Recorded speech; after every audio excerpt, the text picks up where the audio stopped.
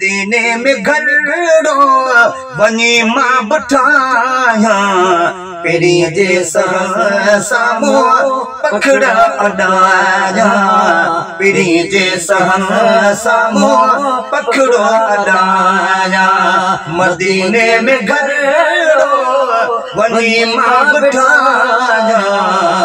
peri जे सामो पखड़ा अडाया peri जे सामो पखड़ा अडाया विवाह काई न मूंखे बुझे थी दर्द जसाई माफ़ी मिले थी विवाह काई न मूंखे बुझे थी दर्द जसाई माफ़ी मिले थी दोहन गुनाहन का बचन तो मचाया पेरी जे सामो पखड़ो अडाया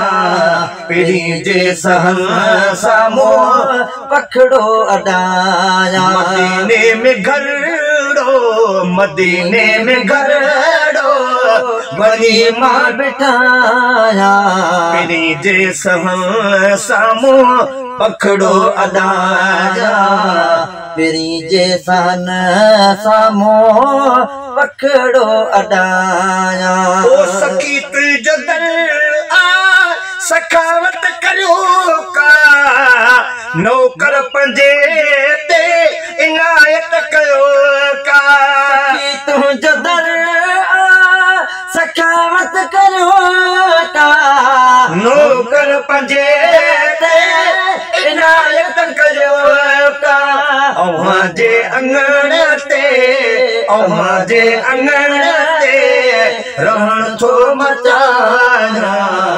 पेरी जे सामो पखड़ो अडाया पेरी जे सामो पखड़ो अडाया मदीने में घरड़ो वनी मां बिठाया पेरी जे सामो पखड़ो अडाया पेरी जे सामो पखड़ो अडाया ओ सजण जो शहर आ मिठड़ो मदीनो जिते रहमत ने जो आगे खजीनो सजण जो शहर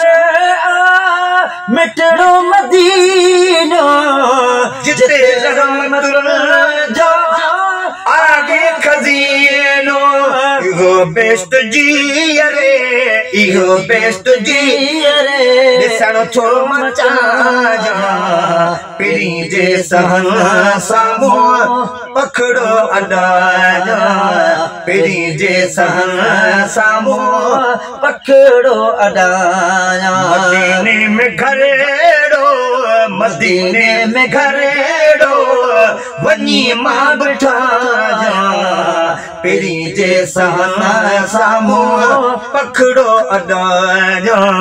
पेरी जे सामो पखड़ो अडाया पंज दर ते मूंखे मिठड़ा घुरायो महमूद महर जो अर्ज़ ही गायो जे दर ते मिठड़ा घुरायो महमूद महर जो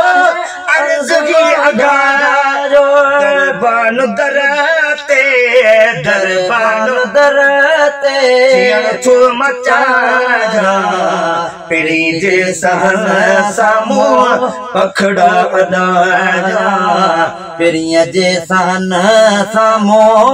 पखड़ो अडाया